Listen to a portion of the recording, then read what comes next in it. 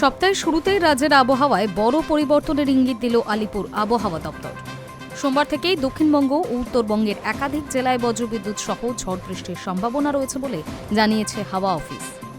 বঙ্গোপসাগর থেকে অতিরিক্ত জলীয় বাষ্প ঢোকার ফলে আকাশে বজ্রগর্ভ মেঘ তৈরি হচ্ছে, যার প্রভাবেই কয়েকদিন ধরে ঝড় বৃষ্টির পরিস্থিতি তৈরি হতে পারে বলেই জানানো হয়েছে।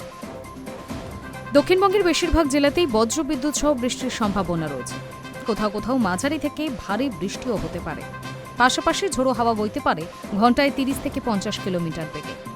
কিছু ক্ষেত্রে এই হাওয়ার গতি সর্বোচ্চ 70 কিলোমিটার পর্যন্ত পৌঁছাতে পারে বলে জানিয়েছে আবহাওয়া দপ্তর।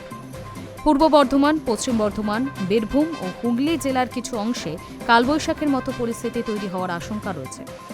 এই সব এলাকায় বজ্রবিদ্যুৎ সহ বৃষ্টি ছাড়াও কোথাও কোথাও শিলাবৃষ্টির সম্ভাবনাও রয়েছে। কলকাতাতেও আকাশের মুখ ভার হয়ে থাকার সম্ভাবনা। দিনের বিভিন্ন সময় বজ্রবিদ্যুৎ সহ বৃষ্টির পরিস্থিতি তৈরি হতে পারে। ঝোড়ো হাওয়াও বইতে পারে।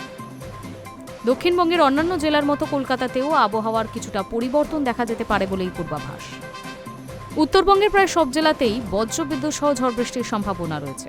বিশেষ করে দার্জিলিং, কালিম্পং, জলপাইগুড়ি, আলিপুরদুয়ার এবং কোচবিহার জেলায় ঝড় বৃষ্টির সম্ভাবনা বেশি বলে জানানো হয়েছে। ঝড়ের গতিবেগ ঘন্টায় 30 থেকে 50 কিলোমিটার পর্যন্ত হতে পারে। মঙ্গলবারও উত্তরবঙ্গের এই 5 জেলায় ঝড় বৃষ্টির সম্ভাবনা থাকবে।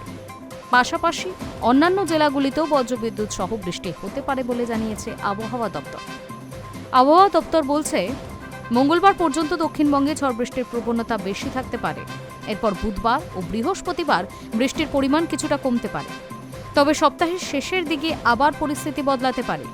শুক্রবার থেকে ফের ঝড় বৃষ্টির সম্ভাবনা বাড়বে বলেই পূর্বাভাস দিয়েছে হাওয়া অফিস।